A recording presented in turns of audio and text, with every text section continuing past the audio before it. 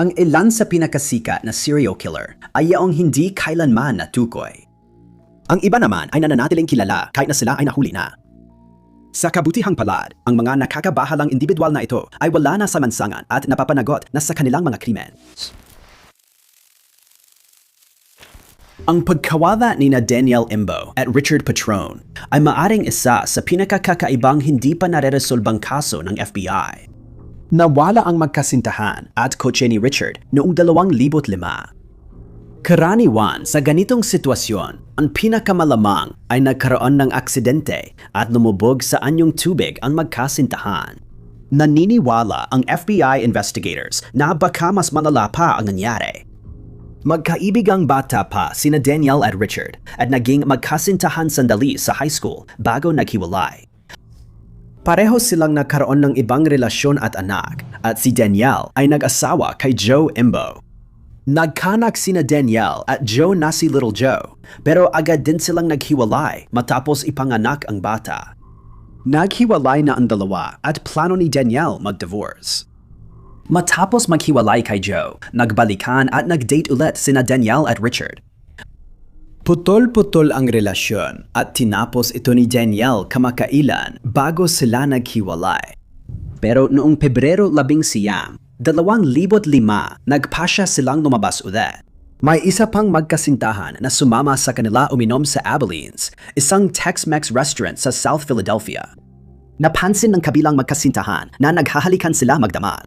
Nang umalis sila bandang 11:45 ng gabi, sabay silang umalis. Ihahatid muna ni Richard si Danielle sa bahay sa Mount Laurel, New Jersey bago siya umuwi. Pagkalis nila sa restaurant, hindi na sila muling nakita ng kahit sino. Kinabukasan, iniulat ng pamilya ni Danielle ang pagkawala niya. Wala siya sa bahay nang dalhin ng dating asawa ang anak. Nakipag-ugnayan ang pamilya kina Richard at sa pulisya at nagsimula ang paghahanap sa mag-asawa. Walang bakas na nakita ng mag-asawa. Nagbayad ang kapatid ni Danielle para mag-helicopter at hanapin ang dinaanan nila pero wala pa rin bakas ng itim na Dodge Dakota truck ni Richard. Pinasok ng search and rescue team ang mga daluyan ng tubig na posibleng dinaanan ng mag-asawa para maghanap ng aksidente. Walang palatandaan ng aksidente na nakita sila. May ilang opisyal ng batas na nag-isip na masyadong malinis ang pagkawala at nagmungkahi na maaring may ibang taong sangkot. May nagsabing planado ang pagkawala nila at gawa ito ng mga bihasang kriminal. Natuon ang pansin kay asawa ni Danielle na dati na nagpadala ng mga banta kay Richard, ngunit may alibay siya noong gabi ng pagkawala at nakipagtulungan siya sa pulisya. Ibinunyag ang utang ni Richard sa sugal at koneksyon niya sa gang na nagbebenta ng reseta bilang posibleng motibo sa krimen. Kinuha kamakailan ng Adventures with Purpose ang kaso at nagsagawa ng paghahanap sa Delaware River matapos makatanggap ng tip. Ngunit hindi nila natagpuan ang mag-asawa. Hindi pa rin nare-resolba ang kaso. May $15,000 na gantimpala para sa impormasyon. Lumalaganap ang femicide sa Mexico at pinaniniwalaan ng pulisya na may serial killer sa likod ng mga krimeng ito. Ayon sa estadistika ng gobyerno, mahigit 500 kababaihan na ang nawalan ng buhay sa Juarez, Mexico mula noong 1973. Madalas matagpuan ang bangkay ng mga babaeng ito sa liblib na desyerto na may parehong sugat at pattern. Nagtatag ang pulisya ng mga task force at operasyon, ngunit patuloy ang epidemya. Si Luz Flores, 19, ay isa sa daan-daan babaeng nakaranas ng karahasan sa Juarez, Mexico. Noong Agosto 4, 2008, umalis si Luz sa kanimang bahay papuntang sentro ng Juarez. Ayon sa kanyang inang, si Luz del Carmen, papunta siya sa Maxi Clothing Shop para mag-apply ng trabaho. Hindi na nakauwi si Luz kahit inaasahan siya ng ina at kapatid. Inulat siyang nawawala kinagabihan at nagsimula na ang paghahanap sa kanya. Nagsagawa ng ilang paghahanap ang kanyang ina at kapatid, ngunit wala pa ring bakas na natagpuan tungkol sa kanya. Ganito rin ang nangyari kay Debony Basaluda, 18 na nawala noong Abril 2022 matapos dumalo sa party sa Juarez. Makalipas ang ilang araw, natagpuan ang bangkay niya sa tangke ng tubig ng Nueva Castilla Motel. Makikita sa CCTV na pumasok si Deboni sa motel mga 4:30 ng umaga. Bago siya pumasok sa hotel, may kasama siyang taxi driver na nagpakita ng masamang motibo at iniwan siya malapit sa motel. Sabi ng mga opisyal, kahit nasugatan siya sa ulo, naniniwala silang aksidente ang kanyang pagkamatay. Ang kaso ni Deboni at Luz ay isa lamang sa daan-daan sa Juarez, Mexico. Sinabihan ang pamilya ng mga babae na bawal magsampa ng ulat sa nawawalang tao sa loob ng 48 hanggang 72 oras kung kailan maaring nawala na ang mahahalagang ebidensya. Sigurado ang mga eksperto na may serial killer o ilan sa mga kalye ng Juarez. Ang halimaw ng Flores ay isang kilalang serial killer na naging aktibo sa Flores sa loob ng 17 taon. Isang serial killer ang pumatay sa 16 katao, ngunit nananatiling hindi pa rin alam ang kanyang pagkakakilanlan. Nagsimula ang mga karumal-dumal na krimen noong Agosto ng 1968 matapos manood sa sinehan ni Barbara Lossi at ng kanyang bayaw na si Antonio Lobianco. May sakit ang asawa ni Barbara kaya isinama nila ang anak niyang lalaki. Matapos ang pelikula, nagmaneho sila sa isang pribadong lugar sa Sigma kung saan may di kilalang taong tumutok at nagpaputok kina Barbara at Antonio. Inimbestigahan ang asawa ni Barbara at nakulong dahil sa krimen. Pagkalipas ng 6 na taon, may 2 pang pag-atake na gumamit ng parehong armas. Gaya ng naunang kaso, inatake ng serial killer ang magkasintahan habang nakaparada sa sikat nilang tagpuan. Pagkatapos ng 7 taon na hindi nahuhuli, muling naging aktibo ang serial killer. Noong 1981 dalawang magkasintahan pa ang naging biktima ng halimaw ng Flores. Sa pagitan ng 1983 at 1985, 8 buhay pa ang nawala. Lahat maliban sa 2 ay mga magkasintahan. Hanging sina Wilhelm Meyer at Jens Rauch, 2 estudyanteng Aleman ang hindi magkasintahan. Pareho silang malaki, pero mahaba ang buhok ni Jens, kaya inakalang magkasintahan sila ng posibleng serial killer ayon sa pulisya. Maraming nakakatakot na tao ang inaresto at nahatulan sa mga krimen, ngunit agad naging malinaw na ang serial killer ay malaya pa rin nang muli siyang umatake. Noong 1994 nahatulan ang isang lalaking si Petri Pasiani. Si Pasiani ay may kasaysayan ng karahasan at nakulong na rin dati dahil sa pagpatay ng isang lalaki. Tanging ebidensya laban sa kanya ay isang hindi nagamit na bala na kapareho ng uri ng mga balang ginamit sa mga krimen. Ang desisyon ay kalaunan ay nabaliktad. Isang bagong paglilitis ang itinakda kay Pasiani, ngunit namatay siya bago ito maisagawa. Sa halip, 2 tao na pinaniniwalaang mga kasabwat niya ang nilitis. Nahusgahan silang nagkasala sa 4 sa 8 krimen, pero marami ang hindi sang-ayon sa desisyon.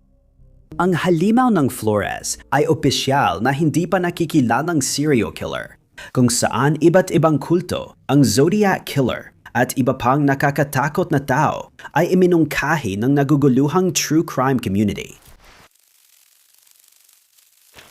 Noong Hulyo, 1993, inilabas ng pulisya ng London ang CCTV image ng biktima ng hinihinalang serial killer at ng di pa nakikilalang lalaking pinaniniwala ang salari. Ang ebidensyang ito ang siyang tuluyang nagpatumba kay Colin Ireland. Nagsimula ang mga krimen noong Marso ng taong yon. Si Peter Walker ay isang kilalang direktor ng koreografiya sa West End. Homosexual siya at kadalasang nasa Colburn Club sa Earl's Court. Sikat ang pub na ito sa mga homosexual na lalaki. Nagsusuot ng mga panyong iba-iba ang kulay para ipakita kung anong klase ang gusto nila. Nilapitan si Walker ng lalaking nag-imbita sa kanyang pumunta sa bahay niya. Natagpuan ang katawan ni Peter sa ilalim ng kanyang kumot. Tumawag ang kriminal sa pambansang pahayagan para akuin ang krimen. Pero nagsisi dahil naiwan niyang nakakulong ang aso ni Peter sa apartment. Ang tawag na iyon ang una sa marami pang gagawin ni Colin Ireland. Si Ireland, 30 siyam ay 2 beses nang nagdiborsyo at walang trabaho noon. Noong nakaraang taon, inisip niyang walang kwenta siya, kaya bilang New Year's resolution, nagpasya siyang maging serial killer.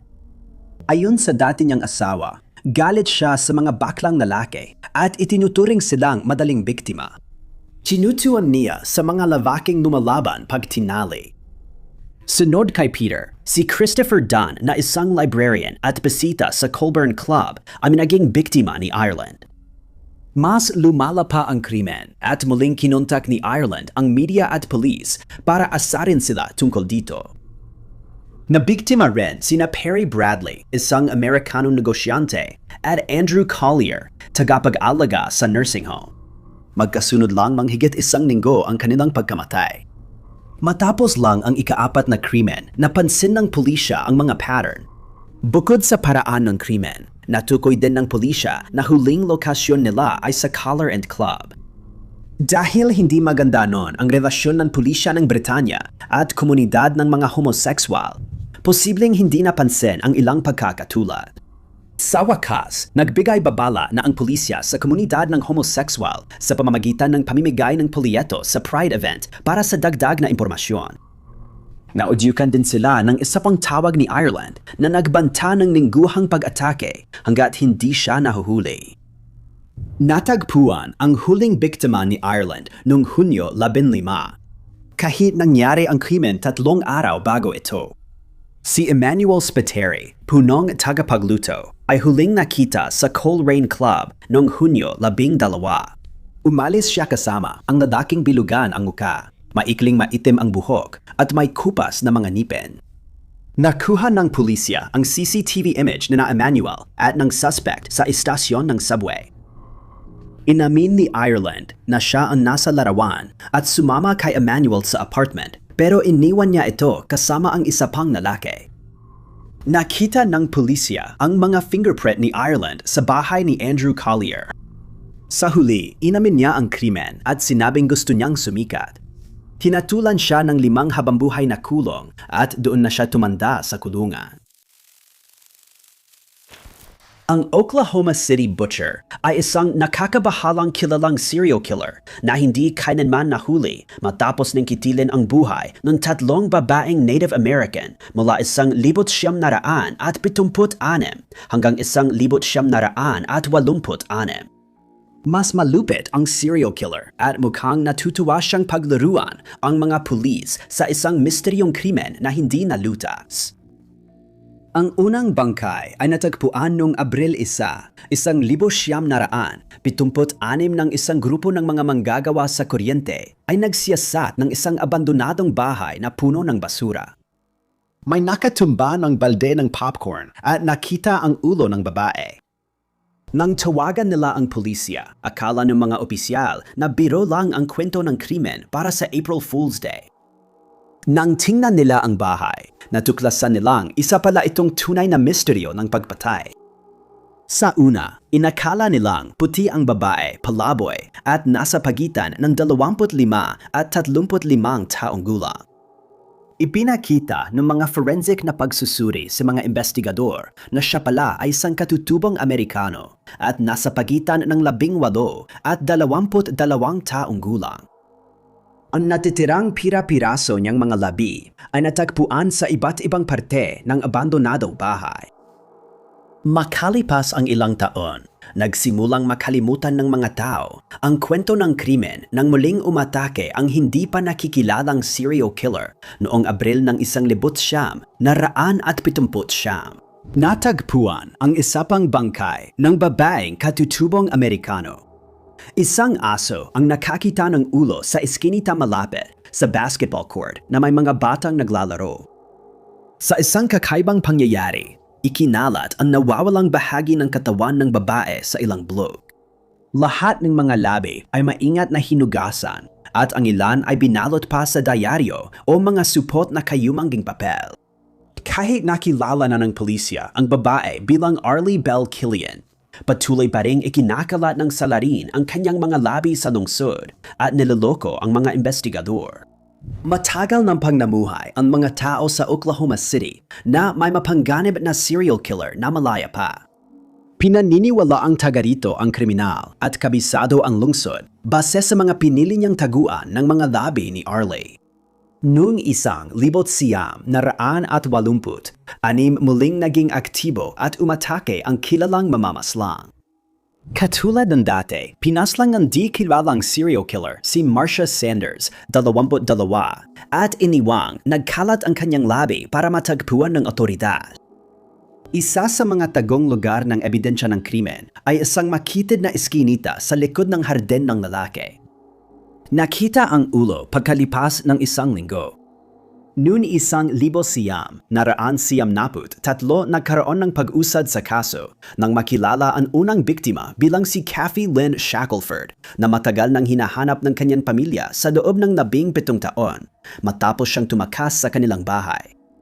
Nakipag-ugnayan ang pinsan niya sa pulis at nalaman nilang ang Oklahoma Jane Doe ay ang nawawalang babae. Nakakalungkot, kahit nalutas na ang kaso ni Jane Doe, hindi pa rin ito nakatulong sa pagkakakilanlan ng serial killer na malaya pa rin. Bilang 20.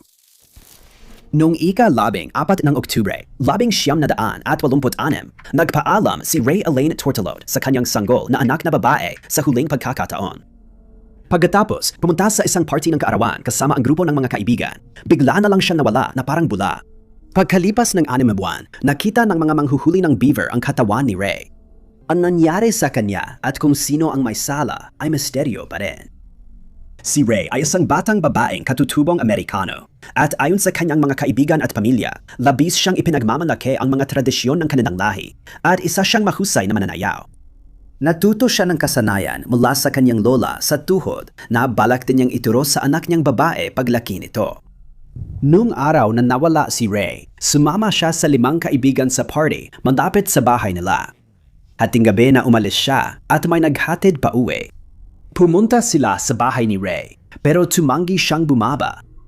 Nag-ikot-ikot muna sila sa lugar bago bumalik sa party. Ayon sa ulat, walang nakakita kung kailan umalis si Ray sa party.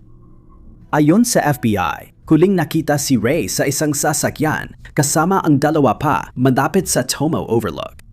Nang hindi umuwi si Ray, agad naisip ng pamilya niyang may masama at kinontak ang pulisya kinabukasan.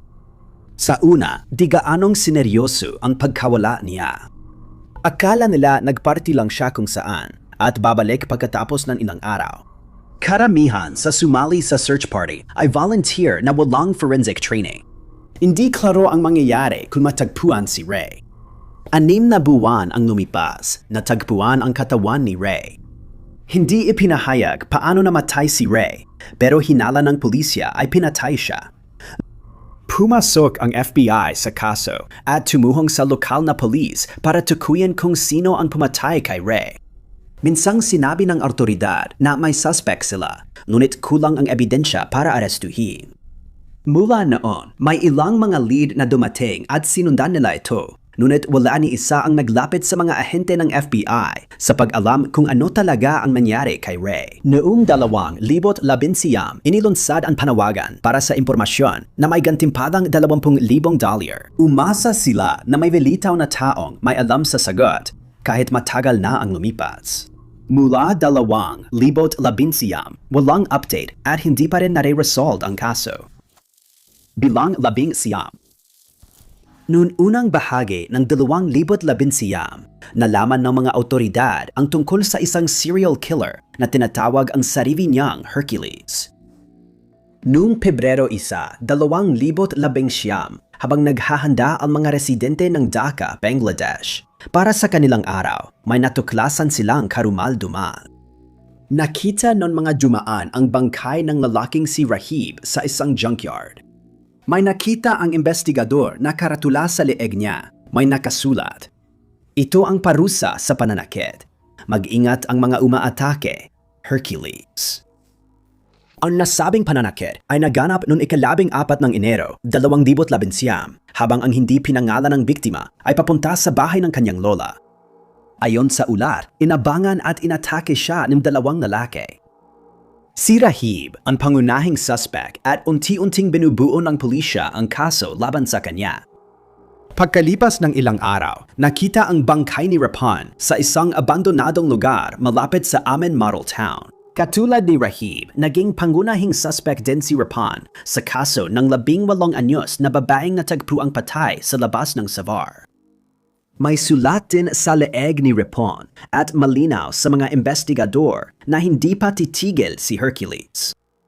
3 insidente na ang iniuugnay kay Hercules at ang mga sangkot ay mga suspect o pinaghahanap dahil sa pananakit at mabibigat na krimen. May ilan sa komunidad ang iniisip na si Hercules ay grupo ng mga lalaki, posibleng mga pulis pa. Isang masusing investigasyon na ang isinagawa, ngunit hanggang 2023, hindi pa rin malapit ang mga pulis na mahuli si Hercules. Numero 18.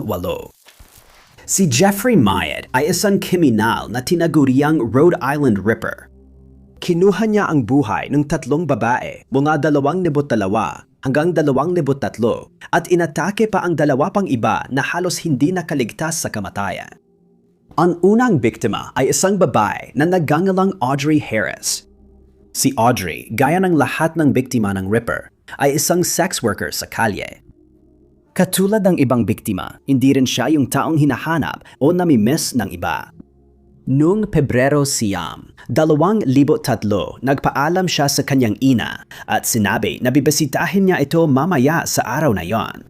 Hindi natuloy ang pagbisita at inireport ng ina ni Audrey na nawawala siya.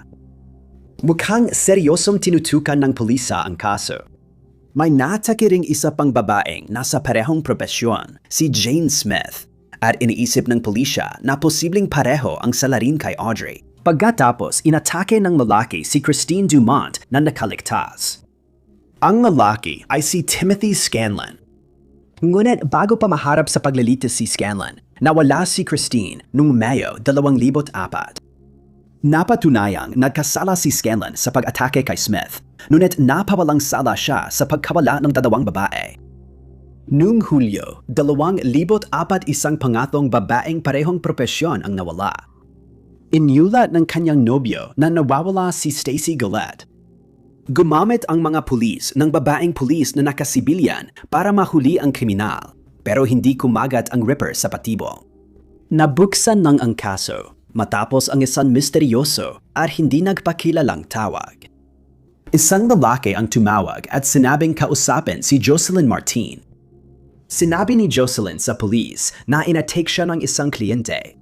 Dinala siya nito sa bahay nito, tapos inatake siya mula sa likuran. Lumaban siya at nagawa niyang makatakas. Dahil sa trabaho niya, hindi siya pumunta sa pulis, pero ngayon, binigay niya lahat ng detalye para matukoy ang address ng Ripper. Nalaman din ng pulis na may isa pang babaeng inatake sa parehong address pero nakaligtas. Si Jeffrey Mayed ang nakatira roon. Una niyang itinanggi ang kaugnayan, pero nang halughugin ang bahay niya, nadiskubre ang nakakabahalang eksena sa banyo kung saan niya inasikaso ang mga bangkay. Umamin si Mayed na siya ang pumatay kina Audrey, Christine at Stacy. Inasikaso niya ang kanilang mga labi sa bathtub, inilagay sa mga trash bag at itinapon ang mga ito sa mga komersyal na basurahan. Sa paghanap sa isang tambakan ng basura, natagpuan ang mga labi ni Stacy. Ngunit hindi na natagpuan ang 2 iba pang biktima. Numero 17. Ang mga kaso ng Tube Sock Murder Mystery ay pinaniniwala ang gawa ng isang hindi pa nakikilalang serial killer na pumatay ng hindi bababa sa 4 na tao sa Mineral, Washington at posibleng may iba pa. Noong Agosto ng 1985, si Stephen Harkins at Ruth Cooper ay nagtatrabaho sa isang vocational school sa Tacoma at sila ay nagbabakasyon nung tag-init. Nagpasya silang mag-camping sa Tule Lake para sa weekend. Hindi nila alam na may gumagalang serial killer sa lugar. Nang hindi pumasok sa trabaho sina Stephen at Ruth noong Lunes, inireport silang nawawala 2 araw matapos silang huling makitang buhay. Nakita ng mga nagha-hiking ang bangkay ni Stephen sa sleeping bag niya. Nakita rin ang patay nilang aso sa campsite, pero si Ruth ay nananatiling nawawala. Hindi naniwala ang investigador na si Ruth ang may sala sa misteryo ng pagpatay dahil sa ilang dahilan. Noong panahong iyon, ang kilalang serial killer na si Richard Ramirez, na kilala din bilang Night Stalker, ay malaya pa rin. Noong aktibo pa siya, madalas niyang pinupuntirya ang mga magkasintahan. Agad niyang pinapatay ang mga lalaki bago niya patagalin ang pag-atake sa mga babae. Hindi pinaniwalaan ng mga investigador ng krimen na ang serial killer mula California ang may gawa ng kaso sa Washington. Posible talagang may nakakatakot na tao na na-inspire sa kanya. Nahanap ang mga labi ni Ruth 2 buwan matapos, kalahating milya ang layo. May tube sock siya sa leeg, ngunit ayon sa investigador, hindi ito ang dahilan ng kanyang pagkamatay. Pagkalipas ng ilang buwan, nagplano sina Michael Reimer, Diana Robertson at anak nila na mag-camping. Ayon sa kwento, Disyembre 12 nang huling makita ang mag-asawa at natagpuang iniwan ang anak nilang babae sa parking lot ng Kmart. Hindi niya masabi sa otoridad ang nangyari o nasaan ang kanyang magulang. Nang tanungin tungkol kay Diana, sagot ng anak ay nasa mga puno ang ina. Walang natuklasan sa mga paghahanap hanggang Pebrero nang makita ang katawan ni Diana malapit sa pickup truck ni Meg. Gumamit ang serial killer ng matalim na sandata ng 17 beses. Gaya ng ginawa kay Ruth, mahabang medyas ang ginamit para hadlangan ang paghinga niya. Hindi pa rin makita si Meg saan man. Napansin ng mga investigador ang kanyang record ng pananakit kay Ruth at naisip nilang siya ang serial killer sa krimeng ito.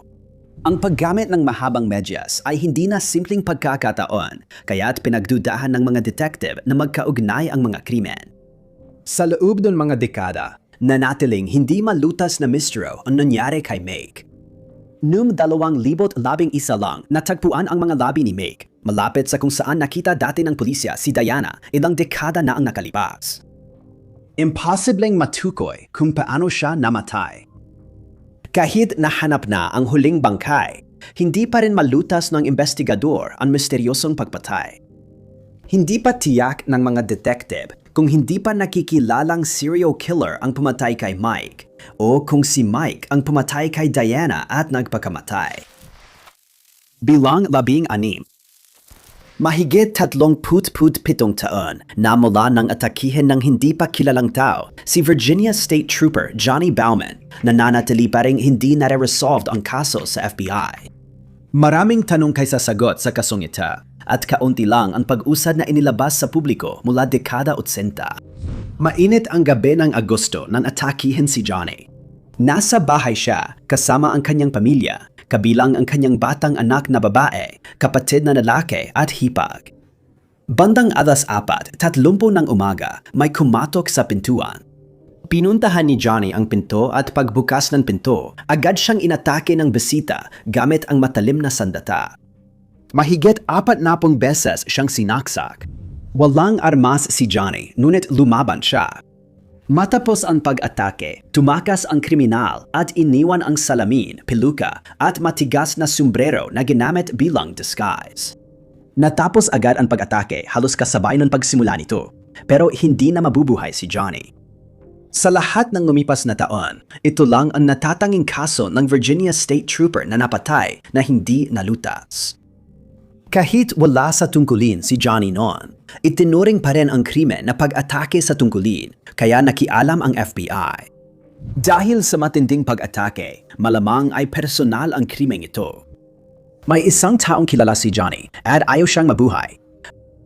Bilang state trooper, may rason isipin na ang kriminal ay maaring nakulong dahil kay Johnny o kamag-anak ng may dating kaso. Pero ang nag-iisang pinangalanang suspect ay hindi naman nahatulang kriminal. Isa rin itong pulis. Malapit na kaibigan ni Johnny, si Perry Worrell, at state trooper din siya. Inilagay siya sa unpaid leave matapos ang krimen at kalaunan na aksidente sa sasakyan na nagdulot ng matinding kapansanan. Si Worrell, sa pamamagitan ng kanyang abogado, ay nagsabi na wala siyang kinalaman sa krimen at wala siyang motibo para kitirin ang buhay ni Johnny. Hindi kailanman isiniwalat kung bakit naging suspect si Worrell. Kung kaibigan ni Johnny ang kriminal, maipapaliwanag nito kung bakit binuksan niya ang pinto ng gabing yon na walang sandata. Ang kanyang anak na babae, na ngayon ay miyembro na ng pulisya, ay nagsabing hindi iyon ang ugali ng kanyang ama. Ngunit ang peluka at hard hat ay nagpapahiwatig na sinusubukan ng kriminal na itago ang kanyang pagkakakilanlan. Kung may makitang tao na may kakaibang suot sa ganong oras ng gabi, nakapagtataka kung hindi siya armado. Si Worrell ay hindi kailanman kinasuhan ng anumang krimen at hanggang ngayon ay nananatiling hindi pa nare-resolved ang kaso. May gantimpala ang FBI na hanggang 50,000 para sa impormasyong makarulutas ng krimen. Maaring ipasa ang impormasyon sa FBI sa 1,255,255,254 at sa Virginia State Police sa 738 at 3267 numero 15. Ang ika-8 ng Abril, 1992 ay nagsimula bilang ordinaryong araw para sa 26 anyos na si Robin Foldhauer. Si Robin ay nagtrabaho sa Payless sa Indianapolis, Indiana, matapos siyang tawagin dahil nagkasakit ang kanyang kasamahan. Isinuot ni Robin ang uniforme at pumunta sa tindahan para sa panghapong trabaho.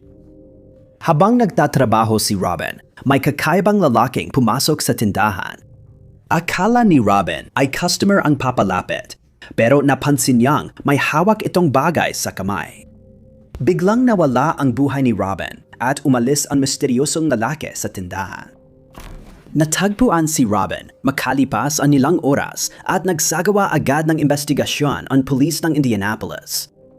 Makalipas ang ilang araw, noong Abril 11, 1992, nagharap sina Patricia Smith, 23 taong gulang, at Patricia Majors, 32 taong gulang, sa parehong kakaibang lalaki sa bridal shop na pagmamay-ari nila sa Wichita, Kansas.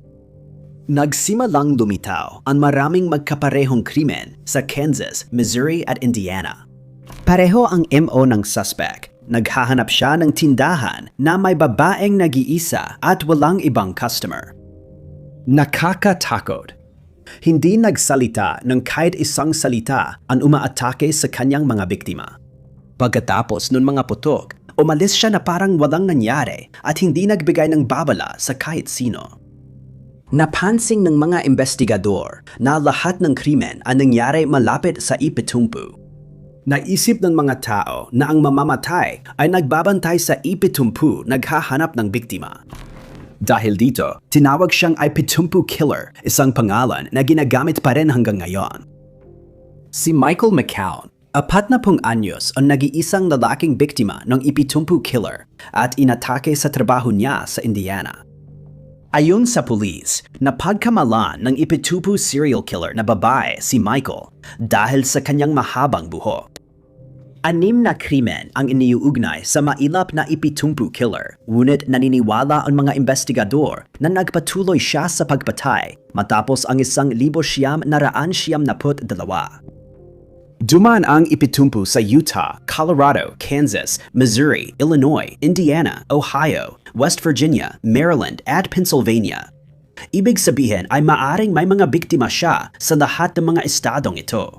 Malaking pagsisikap ang ginawa ng mga pulis sa iba't ibang estado para mahuli ang Ipitumpu Killer. Ngunit hanggang ngayon, wala pa ring resulta ang kanilang ginagawa. Ang sinumang may impormasyon ay hinihiling na makipag-ugnayan sa St. Charles Police Department sa 630-46-43,300, numero 14. Noong 2000, 10 sunod-sunod na pagnanakaw ang pumatay sa 4 na tao. Nahuli ang salarin nang gamitin niya ang ATM card ng huling biktima. May mahabang record ng krimen si John Wesley Yule nang mahuli siya noong 2010 sa pagnanakaw sa tindahan. Iba-ibang krimen gaya ng armadong pagnanakaw sa bahay at pamimeke ng tseke. Ang pinakabago niyang krimen ay ang pagpapalit ng mga price tag sa mga paninda sa isang tindahan ng Home Depot. Dahil nakatira siya sa California, si Yule ay maaring patawan ng habambuhay na pagkakakulong para sa mga felony na krimen matapos ang una niyang 2 hatol sa ilalim ng 3-strike rule. Sa Los Angeles, epektibo lang ang patakaran kapag marahas ang ikatlong krimen. Si Yul ay kilalang tumututol sa three-strike rule at lumabas pa sa TV para talakayan ito. Si Yul ay hinatulan ng 32 buwang kulong dahil sa krimen sa Home Depot, ngunit ipinagpaliban ito para sa kanyang naka-schedule na operasyon. Nagpasya si Yul na gamitin ang oras para gumawa ng mas marahas na krimen. Si Hannah Morcos, 80 ang una niyang biktima. Pagpasok ni Yul sa bahay ng Morcos, nadatnan niya si Hannah. Imbes na tumakas, marahas na inatake ni Yul ang matanda at nagdudot ng atake sa puso. Nakita ng pamilya niya ang katawan ni Hannah kinabukasan. Makalipas ang ilang linggo, pinatay ni Yul ang pangalawang biktima niyang si Denise Roberts na kapitbahay din niya. Wari hindi siya nag-alalang gumawa ng krimen sa kanilang lugar. Itinali niya ang 53 taong gulang na babae at kinitil ang kanyang buhay bago niya nilimas ang bahay nito. Pagkaraan ng 9 na araw, sina Limon at Robin Turney ay inatake. Nagpanggap si Yul bilang utility worker para makapasok at atakihin ang mag-asawa. Itinali rin sila bago kitilin ni Yul ang kanilang mga buhay. Ilang araw pa bago natagpuan ang mga bangkay nila matapos hilingin ng nag-aalalang kamag-anak sa pulisya ang welfare check. Nagulat ang mga pulis na nag-iimbestiga sa krimen nang magamit ang card ni Robin sa isang ATM. Nakuhanan ng malinaw na larawan ng mga kamera sa makina ang salarin, isang taong pamilyar sa mga pulis. Pagkaraan ng pagka-aresto kay Yul, nadiskubre na isinangla niya ang mga gamit mula sa 2 naunang pagnanakaw na magpapatunay ng kanyang kaugnayan sa mga ito. Hindi niya tinutulan ang mga sakdal at gugugulin na lang ang natitirang buhay sa kulungan. Bilang 13. Ang mamamatay tao ng Monsterland ay isang kilawang-kilawang serial killer na pumatay ng 4 na babae sa rehiyon ng Monsterland sa Alemanya noong dekada 70. Kahit na may gantimpala para sa impormasyon at may DNA ng serial killer sa talaan, hindi pa rin siya nahuli ng mga autoridad. Lahat ng kasong iniugnay sa kanya na hindi pa nalulutas ay may kinalaman sa mga payat. Maitim ang buhok na babaeng 18 hanggang 23 taong gulang. Lahat sila ay nasawi matapos sumakay sa kotse ng di kilalang serial killer. Ang una ay si Edeltraud von Boxel, isang sex worker na nakita noong gabi ng Nobyembre 21, 1971 na sumasakay sa isang makulay na Volkswagen. Akala ng saksi na isa ring sex worker na kliyente lang ang nahanap niya noon. Makalipas ang ilang oras, natagpuan ng isang magsasaka ang bangkay ni Edeltraud sa disementadong daan. Makalipas ang ilang buwan, nawala si Barbara Storm matapos umalis sa isang club noong Mayo 1972 na pinaniniwala ang biktima ng Monsterland killer. Matagal bago muling umatake ang serial killer, isang babaeng si Marlies Hemmers at ang kanyang nobyo ay nag-hitchhike nang masangkot sila sa isang hindi pa nareresolbang krimen. Naghiwalay sila dahil mas malaki raw ang tsansang makasakay kung magkahiwalay. Ilang sandali, nakita ng nobyo si Marlies sa passenger seat ng dumadaang madilim na berdeng kotse. Hindi siya nag-react kahit kaunti nang kumawi siya sa kanya. Inireport siyang nawawala dahil hindi siya sumipot sa kanilang napagkasunduang tagpuan. Si Erica Kuntz, 22 ang huling target. Nag-hitchhike siya pauwi mula sa aklatan ng unibersidad nang atakihin siya ng serial killer. Batay sa mga ulat ng krimen, isang kulay abong Mercedes ang nakita na mabagal na nagmamaneho sa kalsada at tila naghahanap ng daan papasok sa gubat, kaugnay sa hindi pa nareresolbang kasong ito. Ilang araw ang lumipas, natagpuan ang nawawalang katawan ni Erica malapit sa lugar kung saan nakita ang Mercedes na dahan-dahang dumaan. Matapos ang 4 na karumal-dumal na krimen, biglang tumigil sa aktibidad at naglahong parang bula ang mamamatay tao ng Monsterland. Naugnayan ng mga investigador ang 3 hindi nalutas na kaso dahil sa isang lugar na pinagtapunan ng mga bangkay. Nadiskubre ng forensic investigator ang DNA ng serial killer sa ilalim ng mga kuko ni Barbara habang ipinaglalaban niya ang kanyang buhay. At noong dekada 90, ikinumpara ang DNA na nakuha sa lugar ng krimen sa isang posibleng suspect. Ipinakita ng resulta ng forensic investigation na hindi ang kanilang suspect ang kriminal na responsabale at naging cold case ang kaso. Ilang ulit nang binuksan ang cold case file, pero wala pa ring natagpuang tugma para sa misteryosong serial killer na ito. Bilang 12. Isa sa mga krimeng iniimbestigahan ng FBI ay ang pagnanakaw ng sining. Marami sa mga krimeng ito ay kilala sa mundo at pinaniniwala ang konektado sa organisadong krimen ang karamihan sa pagnanakaw ng sining. Noong 2016, isang maliit na museo sa Springfield, Missouri ang naging biktima ng isa sa mga krimeng ito. Isang oras na bukas ang museo nang mapansin ng staff na may nawawalang sining. Noong 1985, isang serye ng mga print ni Andy Warhol ang na-donate sa Springfield Art Museum. Hindi man ito ang orihinal na painting ng sikat na artist, mahalaga pa rin ang bawat isa na nagkakahalaga ng 30,000. Ang 10 print ay nakasabit sa Spratling Gallery nang mangyari ang krimen. Napansin ng isang security guard noong umaga ng Abril, 7 na nawawala ang 7 sa 10 print sa gallery. Akala niya may opisyal na dahilan sa pag-alis ng mga iyon. Maya-maya, may napansin na kakaiba sa isang pinto papuntang bakuran ang isa pang guard. May mga piraso ng kahoy na inilagay sa kandado, kaya pwedeng buksan ang pinto mula sa labas kahit mukhang ligtas ito sa loob. Alas 10 ng umaga, napansin ng staff ng gallery na hindi na ilipat sa storage ang mga painting. Nakuha na pala ang mga ito. Nilinis ang gallery, pero dahil sa mga pumapasok at lumalabas na bisita, malamang may nadungisan ng ebidensya. Nakuhanan ng security cameras ng isang taong palihim na pumasok sa museo bandang 12:20 ng madaling araw. Sobrang dilim kaya hindi matukoy ng mga investigador kung isa lang o marami ang gumawa ng krimen. Sino man iyon, umakyat siya sa gate mula kalsada papuntang courtyard, dumaan sa pinakialamang pinto at tumiretso sa Spratling Gallery para sa Warhol print. Sa ilang minuto, nakuha nila ang 7 sa 10 print at iniwan ang iba pa.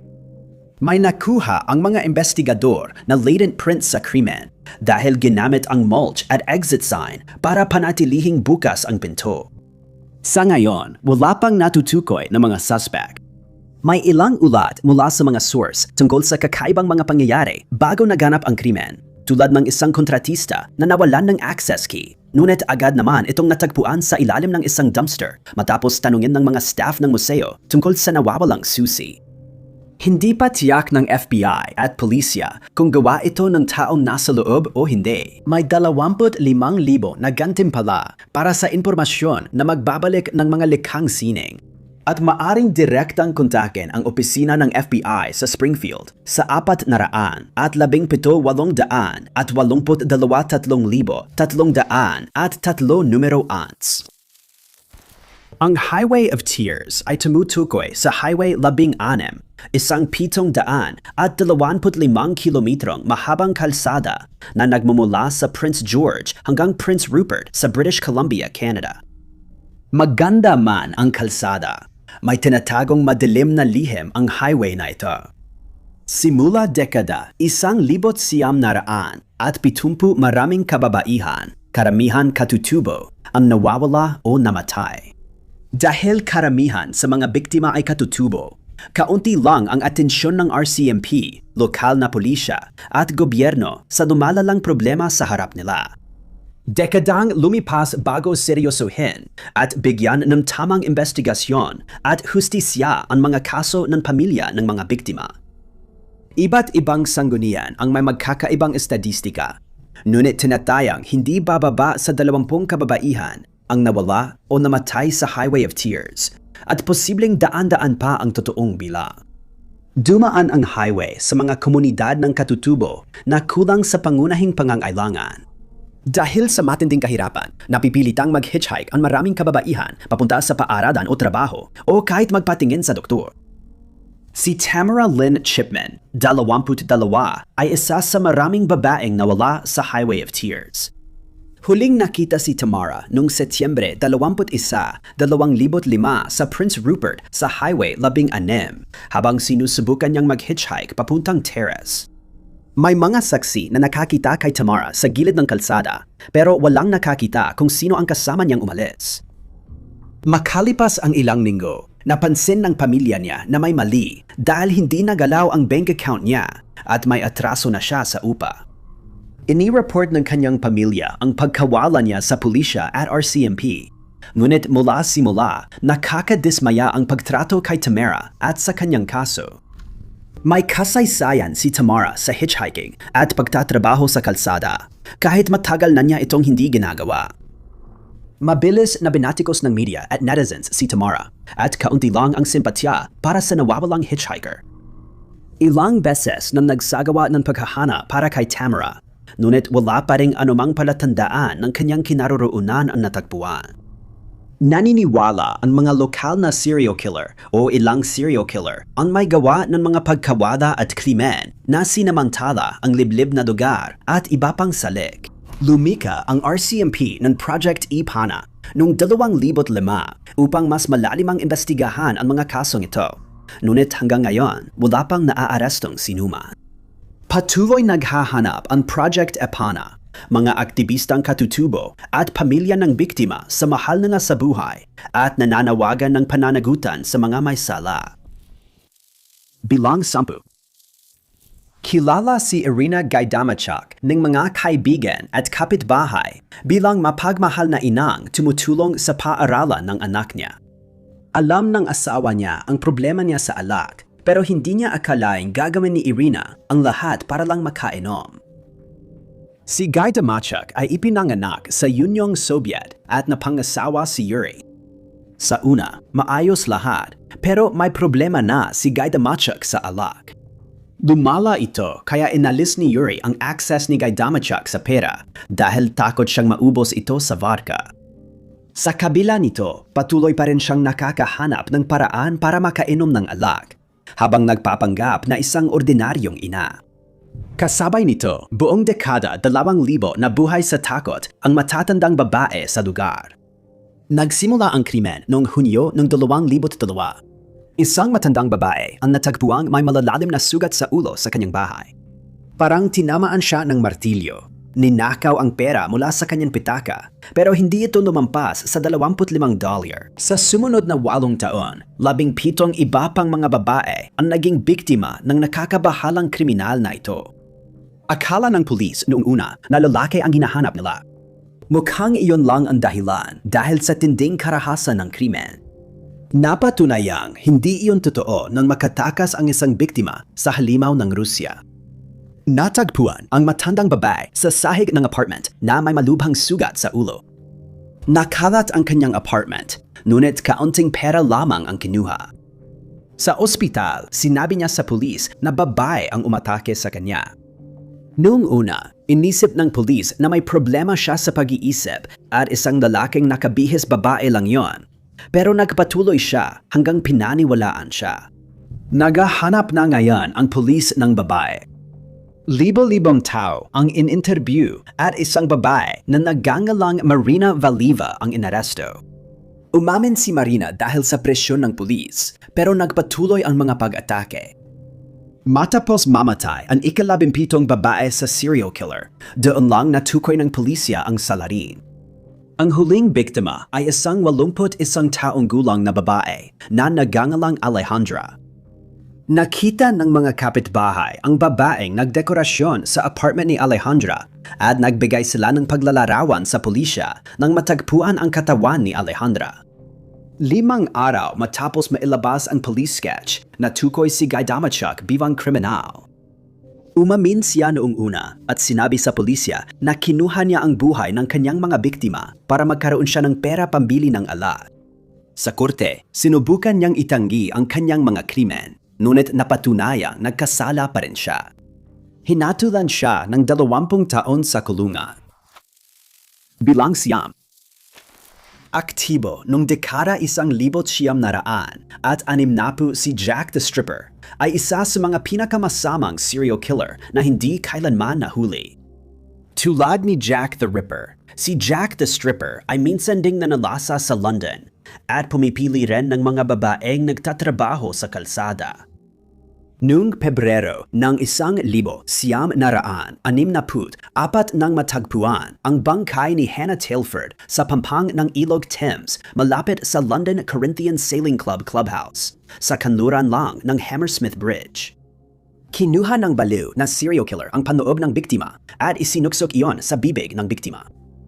Sa loob ng susunod na 12 buwan, 5 pang bangkay ang iniwan ng nakakatakot na tao. 4 sa mga kalsada at eskinita at isa sa isang storage shed. Lahat sila'y hubad kaya nakuha ng serial killer ang palayaw niya at lahat ay namatay sa pagkitil ng hangin. Ang misteryosong pagpatay ay nagdulot ng pinakamalaking manhunt sa kasaysayan ng Britanya. Hangad ng mga investigador na maresolba ang mga kasong pagpatay at mahuli ang serial killer, hindi tulad ni Jack the Ripper noong 2 siglo na ang nakaraan. In interview ng pulisya, ang libo-libong pinaghihinala ang kriminal at napaliit ang listahan ng mga suspect sa 3 taong kinaiinteresan nila. Nang sabihin ng mga investigador na nabawasan na ang listahan ng mga suspect, biglang huminto ang mga kaso ng misteryosong pagpatay. Nagkataon, ito rin ang panahon na isa sa mga suspect, isang lalaking nagangalang Mondo Ireland, ay nagpakamatay. Sa ilang kaso ng hindi nare-resolbang pagpatay, natuklasan ng investigador ang parehong kakaibang talsik ng pintura sa lugar ng krimen. Ang palatandaan ay natuntun sa isang spray shop ng sasakyan sa Heron Trading Estate, malapit sa lugar ng isa sa mga natagpuang bangkay. Konektado rin si Mondo Ireland sa estate na iyon. Pinahinalaan siyang serial killer sa loob ng maraming taon, pero napatunayang nasa Scotland siya noong ilan sa mga krimen. Kaya hindi nalutas ang tunay na misteryo. Kasama rin sa mga pinaghihinalaan sina Freddie Mills, isang boksingero, at Harold Jones. May ilang miyembro ng true crime community na naniniwalang hindi lang iisang nakakatakot na tao, kundi grupo ng mga nakakatakot na tao ang gumawa ng mga krimen at hindi sila nahuli. Numero 8. Noong 2020, inanunsyo ng FBI na muli nilang bubuksan ang cold case na krimen laban kay Mary Sparks na nanatiling hindi nalulutas mula pa noong 1975. Mahigit 45 taon matapos may kumuha ng buhay ng batang nagtapos sa University of New Mexico, patuloy pa rin naghahanap ng kasagutan ang kanyang pamilya. Si Mary, na kadalasang tinatawag na Molly, ay 21 taong gulang noong 1975. Kakagraduate lang niya mula sa universidad at sabik siyang simulan ang kanyang buhay bilang isang adulto. May plano siyang maglakbay sa Europa at bisitahin ang mga dating kaibigan. Pero noong Hulyo 23, 1975 mga kaibigan na mas malapit sa bahay ang inaabangan niyang makasama.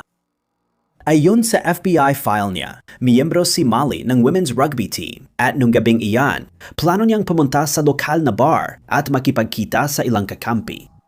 Ang bar na tinutukoy ay ang Rosa's Cantina Nalo Donuts na madalas puntahan ng mga estudyante, mga kabataang profesional at ng Bandidos Motorcycle Group. Nung gabing iyon, may promo ng quarter tequila shots at tumutugtog ang lokal na banda. Maraming tao dahil sa murang inumin, kahit si Molly ay hindi mahilig uminom. Hiniram niya ang puti at asul na Grand Torino ng ama para sa biyahe. Kung sinabi niya sa pamilya ang pangalan ng mga kaibigan na kikitain niya, hindi yon isinapubliko. Walang detalyeng inilabas tungkol sa insidente sa bar. Pinaniniwalaang nasa bar siya mula alas 9 ng gabi hanggang alas 11 ng gabi. May ilang kasamahan niya sa rugby team ang nagkumpirmang nasa Rosa's Cantina sila nung gabing yan, pero wala silang napansing kakaiba. Umalis si Molly sa isang punto pero hindi na siya nakauwi. Nang hindi siya umuwi, nag-alala ang kanyang mga magulang. Kinabukasan ng umaga, hinanap siya ng kanyang ama. Nasa paradahan pa rin ang kotse ng kanyang ama pero hindi pa rin makita ang anak niyang babae. Hindi nagtagal ang pagkawala ni Molly. Nang araw ding yan, natagpuan ang kanyang katawan sa isang kanal na hindi kalayuan sa bar. Namatay siya dahil sa mga sugat mula sa mapurol na bagay. Dahil sa ulan, kaunti lang ang ebidensyang nakuha ng mga pulis sa crime scene. Walang bakas ng paa. Hindi rin naging maayos ang unang investigasyon at nawala pa ang file na papel. Pagkatapos, natigil ang kaso. Kaunti lang naging lead sa pagdaan ng mga taon. Nag-anunsyo ang FBI ng panawagan para sa impormasyon at naniniwalang posibleng nasa komunidad pa ang mga responsabale. Umaasa silang matutulungan ng bagong teknolohiya na malutas ang kaso sa pagdaan ng panahon. Pito. Noong Hulyo ng 2007, nagsimula ang panahon ng takot at panggamba para sa mga Brazilian. Ilang araw bago ito, daan-daan ang nagmartsa sa kalsada para sa buwan ng LGBTQ Pride nang may hindi inaasahang nangyari. Patuloy pa ring hinahanap ng pulisya ng Brazil ang serial killer na kilala bilang Rainbow Maniac. Noong Hulyo 4, pumasok si Jose Enrique, 32 taong gulang, sa Petropolis Park nang hindi alam na hindi na siya makakalabas ng buhay. Ang Petropolis Park sa Brazil ay kilalang tagpuan ng mga gay na lalaki, lalo na yung hindi pa out sa sexualidad. Maraming lalaki ang pumapasok at lumalabas sa parke para sa mga sexual na pagtatagpo o para lang makipag-bonding sa isa't isa. Isang hapon, may mga naglalakad sa parke nang makita nila ang bangkay ni Jose, 32 taong gulang. Maraming sugat sa ulo ang naranasan niya at hubot-hubad siya. Ang pantalon niya ay binalot sa tuhod ng salarin para siya ipahiya. Nataranta ang mga residente nang mabalitaan na namatay si Jose. Ang mga lalaking lihim na nagkikita ay naging mas maingat at nagsama-sama, ngunit hindi pa rin sila nailigtas mula sa Rainbow Maniac. 2 taon nang target ang LGBTQ sa Brazil na nagdulot ng takot sa lungsod. Sa kabuuan, 13 lalaki ang biktima ng Rainbow Maniac at 12 sa kanila ay binaril sa ulo. Pareho pa rin ang MO at karamihan ng biktima ay sa Petros Park na tagpuan. Bumuo ng task force at maraming pulis ang nagtrabaho sa kaso araw-gabi. Sa investigasyon, inakalang nakilala ng Rainbow Maniac ang mga biktima sa online chat rooms at dating apps.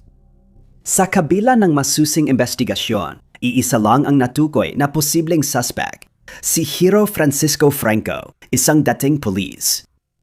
Hanggang ngayon, wala pang ebidensya natuklasan na tiyak na nag-uugnay sa lalaking ito sa serya ng krimen. Sa kasamaang palad, hindi bihira ang karahasang homophobic sa Brazil. At ang mga investigador ay naghahanap ng isang taong may matinding galit sa LGBTQ na komunidad. Wala pang nahuhuli kaugnay ng mga pagpatay at malaya pa rin gumagala sa Brazil ang Rainbow Maniac. Sa mga taon matapos ang unang krimen, halos tumigil ang investigasyon dahil sa kakulangan ng ebidensya at lead. Ang sinumang may impormasyon ay himihiling na makipag-ugnayan sa militar na pulisya ng estado ng Sao Paulo sa isa-isang 4207 1 numero 6. Maraming kaso kung saan sinasadyang patayin ng mga profesional sa medisina ang mga pasyenteng inaalagaan nila. Sa karamihan ng kaso, akala ng mga tao itinutulungan nila ang biktima sa huding yugto ng buhay. Hindi ito totoo kay Victorino Chua. Si Chua ay nahatulan dahil sa pagkitin ng buhay ng dalawa niyang pasyente sa pamamagitan ng paglalason gamit ang insulin. Marami pang iba ang nalason at hindi bababa sa 3 ang namatay matapos makatanggap ng pinakialamang gamot. Ang mga krimen ay naganap sa Stepping Hill Hospital noong 2011 at 2012. Si Chua ay isang Pilipinong nurse na lumipat sa UK noong 2002. Sa buong karera niya sa Pilipinas at UK, nagkaroon siya ng issue sa pagnanakaw. Karamihan sa kanyang ninakaw ay pera, pero may mga gamot din. Hindi naman iyon naging hadlang para makakuha siya ng mga rekomendasyon.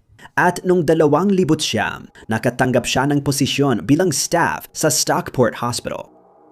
Hindi gaanong nakibagay si Chua sa ospital. May paratang na binigyan niya ng di kailangang gamutan ang ilang pasyente. Napansin ng staff na may problema siya sa pakikitungo. Sabi ni Chua, hindi maganda ang trato sa kanya ng mga pasyente at staff. At isinulat niya sa magulong liham na naging dahilan ito para maging masama ang isang anghel. Noong 2011, inumpisahan niyang galawin ang mga saline bag para sa mga pasyente. Naglagay si Chua ng maraming insulin sa mga bag. Bagamat mahalaga ang insulin para sa lahat ng tao, ang sobrang dami nito ay maaring magdulot ng mababang antas ng glucose at magdulot ng hypoglycemia sa mga pasyente. Maaring magdulot ng pinsala sa utak at central nervous system ang kondisyon. Maaring magdulot ito ng permanenteng pinsala at pagkamatay. Sa simula, hindi malinaw ang nangyari, pero napansin ng medical staff na may bula ang ilang saline bags. Nadiskubre ang pakikialam, ngunit mahirap tukuyin kung sino ang gumawa. Noong Hulyo 2011, inaresto ang nurse na si Rebecca Lighton. Nakita ang kanyang fingerprint sa kontaminadong bag at nadiskubre ng pulisya ang Facebook posts niya tungkol sa pag-inom ng alak at pag-party para maibsan ang stress sa trabaho. Pagkatapos ng 6 na linggo, inalis ng pulisya ang kaso laban kay Rebecca. Nahuli lang si Chua nang baguhin niya ang kanyang paraan. Mukhang hindi na siya kontento na ipaubaya sa pagkakataon ang paggamit ng lason. Kaya inedit niya ang medical na record para magreseta ng di kailangang gamot. Madaling naiugnay siya sa mga pagbabagong iyon at natukoy ng pulisya na may access siya sa saline bag sa bawat insidente ng pagkalason. Nagdeklara siyang inosente, ngunit napatunayang nagkasala sa pagpatay ng 2 pasyente at pananakit sa marami pa. Bilang 5. Noong 2017, isang tao na nagtatrabaho sa isang kumpanya ng satellite tracking ang nakatanggap ng kakaibang email mula sa isang taong nagpakilalang kasamahan niya. Bagamat mahusay mag-Ingles ang kanyang kasamahan, halatang nahirapan sa Ingles ang taong sumulat ng email. Inanunsyo ng email ang bagong software para sa pagsubaybay ng satellite. Siyempre, naghinala ang taong nakatanggap ng email. Ngunit dahil galing ito sa isang mapagkakatiwalaang tao, ipinasa niya ito sa mga autoridad bilang pag-iingat. Hindi ito ang unang beses na may ganitong email na ipinadala sa mga taong nasa aerospace industry na kung may galing sa katrabaho nila. Maraming tao sa buong US at iba pang mga bansa ang nakatanggap ng katulad na mga email sa nakaraang ilang taon. At noong tag-init ng 2017 na iparating na rin sa FBI ang mga email na ito. Sinuri ng may-ari ng kumpanya ng satellite tracking ang code sa email at natuklasan ang mga nakatagong mensahe na nagsasabing, "Hello, Iranian Dark Coders Team," at nilagdaan gamit ang mga alias ng 3 individual. Kalaunan, napag-alaman na sila ay sina Saeed Arabi, Mohammed Esfargam at Mohammed Bayati. Ang 3 ay pangunahing kilala sa paninira, pag-hack sa mga website ng mahahalagang kumpanya sa US at Israel. Kaya nagpakita sila ng mga mensaheng pabor sa Iran. Ibinunyag ng mga phishing email sa aerospace na sangkot sila sa mas malisyosong gawain. Madaling natunton ng FBI ang pinagmulan ng mga email. Kahit tinangkang itago ng mga hacker ang lokasyon nila, lahat ng email ay nirehistro gamit ang Iranian IP address. Dinala ng backup na email ng bawat isa ang mga investigador sa website ni Arabi. Mula dun, nahanap ng mga opisyal ang resume ni Arabi kung saan ipinagmamalaki niya ang kanyang trabaho bilang isang intelligence officer at operations manager para sa IRGC, Air, Space and Cyber. Ipinagmamalaki rin niyang na-hack niya ang isang aerospace at satellite company, pati isang aviation company sa UK. Ninakaw ni Arabi at mga kasabwat niya ang impormasyon ng mga kilalang target sa aerospace industry at gumawa ng peking profile at social media account para sa kanila. Nagpapadala sila ng phishing email na kapag kinlik ang link, nabibigyan si Arabi at mga kasabwat niya ng remote access sa mga computer na dapat sana ay secure. Kinuha nila ang datos at naglagay ng backdoor para madali silang makabalik sa hinaharap. 2 kumpanya, isang real-time satellite tracking company at isang satellite data communication company. Ang kiwalang tinamaan pero posible ring may iba pang naging target. Kinasuhan ang 3 noong Setyembre 2020 pero nananatili pa rin sila sa Iran. Numero 4.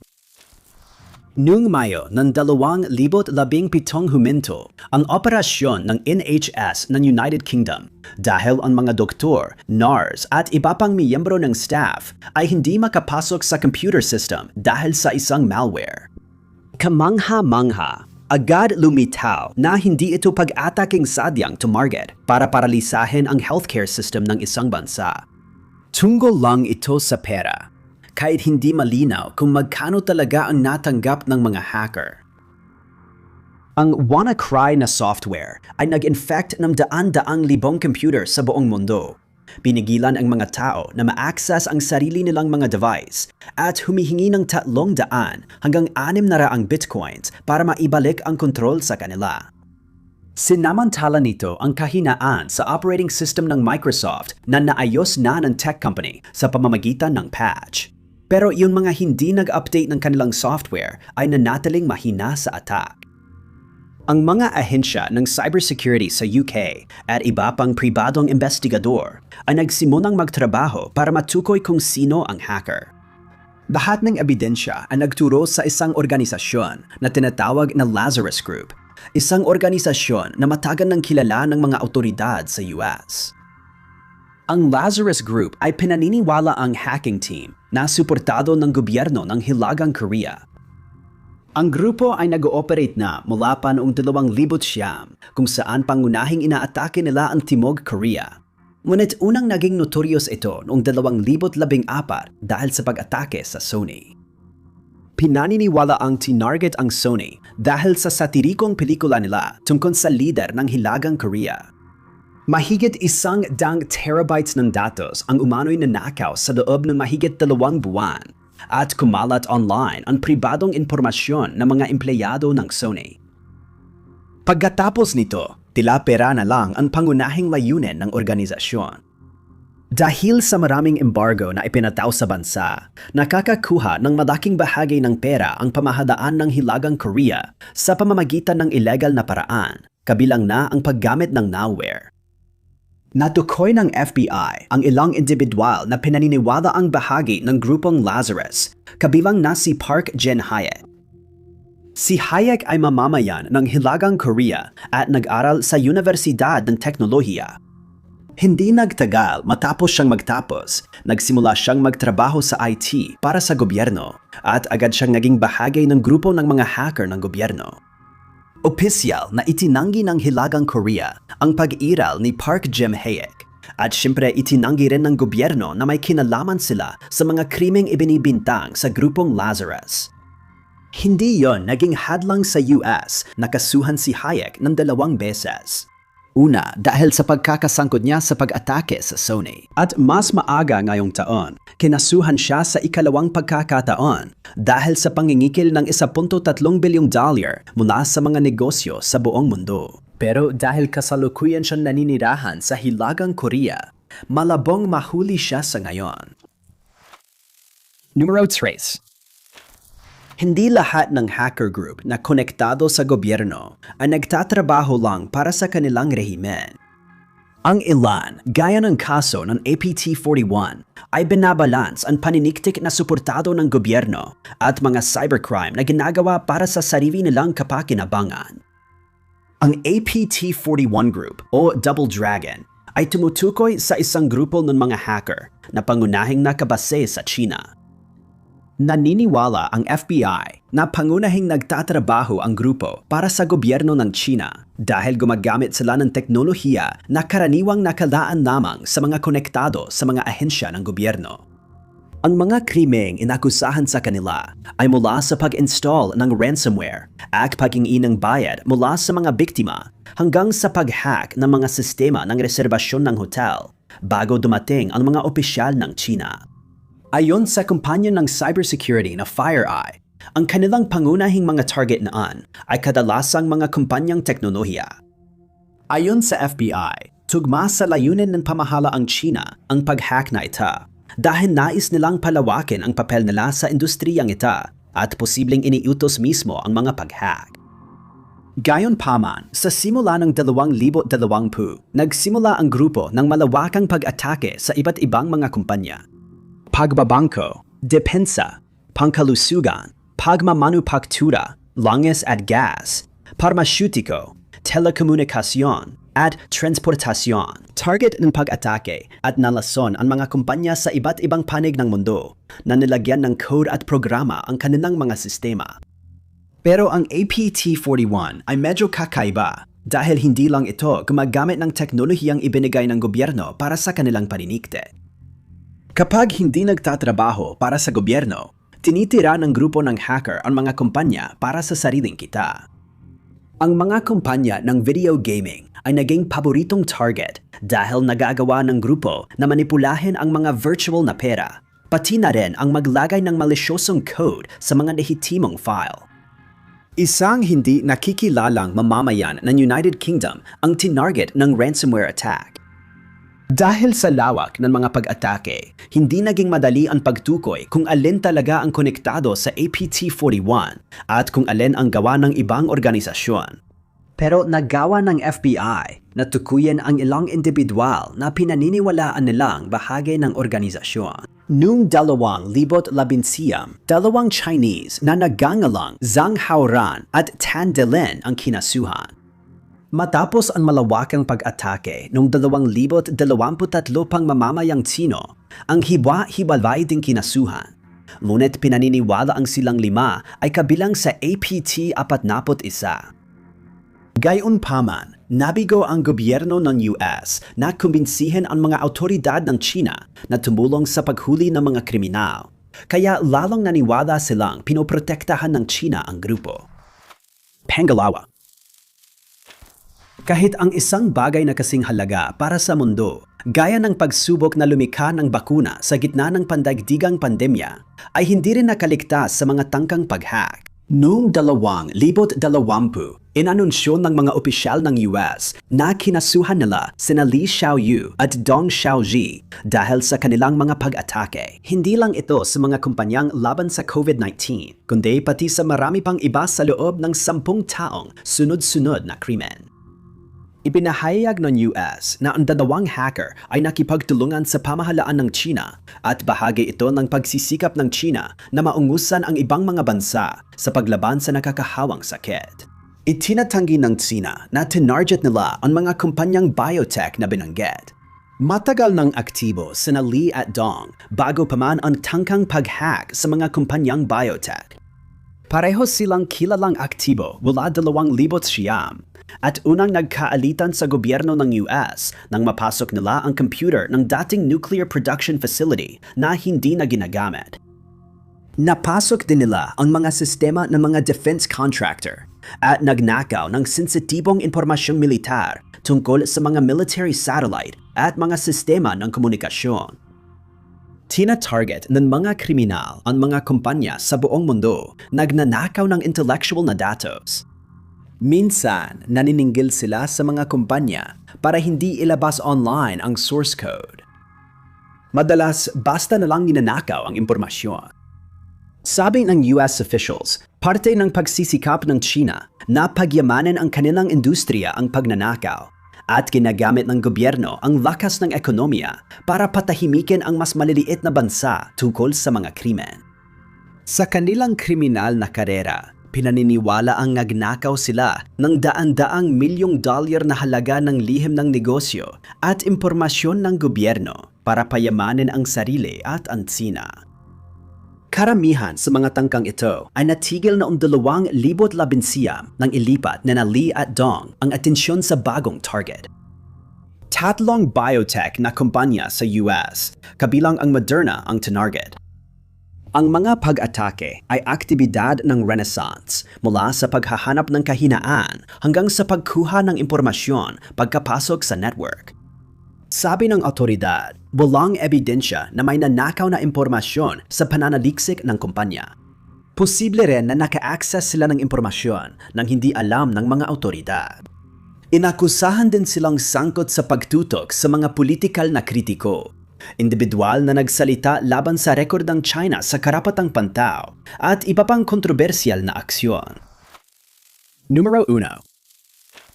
Si Maxim Yakubets ay tinaguriang pinakamalaking cyberkriminal sa kasaysayan. Siya ang may pinakamalaking gantimpala ng FBI para sa impormasyon na magre-resulta sa kanyang aresto bilang cyberkriminal.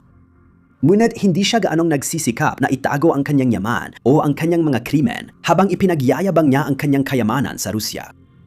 Mula 2009, pinamunuan ni Yakubets ang grupong cyberkriminal na Evil Corp na nagnakaw ng $10 milyong mula sa mga biktima sa buong mundo. Mula sa high-tech na kumpanya hanggang sa mga ordinaryong tao naging target ng lahat at walang palatandaan na titigil ang grupo. Ang pangunahing layunin ni Yakubets ay laging pinansyal na pakinabang. Nagsimula ang grupo sa pagpapadala ng phishing emails at pag-install ng malware para makuha ang access sa bank account ng tao. Pagkatapos, wini-withdraw nila ang pera sa account, nagdudulot ng pagkabangkarot sa maraming tao sa Europa at Hilagang Amerika. Lalo pang lumala ang mga krimen ni Yakubets na tinarget ang mga kumpanyang milyon-milyon ang halaga. Noong Hulyo noong 2020, ang kumpanya ng GPS tech na Garmin ay tinarget ng mga hacker. Lahat ng data ng kumpanya ay na-encrypt, kaya hindi ito ma-access ng sinuman sa mga empleyado hanggang sa mabayaran ang rensa.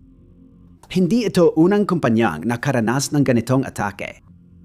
Inako ng Evil Corp ang pananagutan sa mga katulad na atake sa walang kumpanyang kasama sa Fortune 500 at isang malaking pahayagan pati na rin sa iba pa. Dahil mas maraming nagtatrabaho sa bahay, mas maraming negosyo ang naabot ng mga hacker noong 2020 dahil mas madalas gumamit ng hindi ligtas na device ang mga tao. Ang lahat ng perang iyan ang nagbigay daan kay Yakubets na mamuhay ng marangya.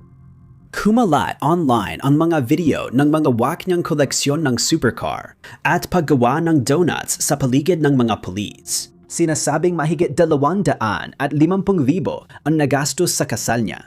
Pero si Yakubets ay hinahanap din dahil sa iba pang krimen, hindi lang sa pinansya.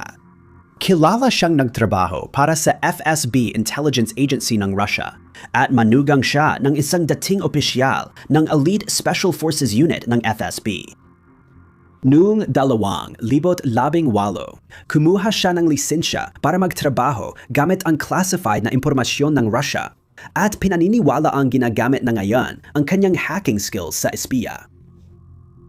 Ayon sa security consulting company na TrueSec, maaring ginagamit na lang ng Evil Corp ang mga ransomware attack bilang panakip sa kanilang tunay na mga layunin. Salamat sa panonood, mga kaibigan. Kung nagustuhan ninyo ang video na ito, siguraduhin i-click ang like button. Huwag kalimutan mag-subscribe at i-click ang bell para lagi kayong updated sa aming uploads. Ako si Top 5 Unknowns. Kita-kits sa susunod na video.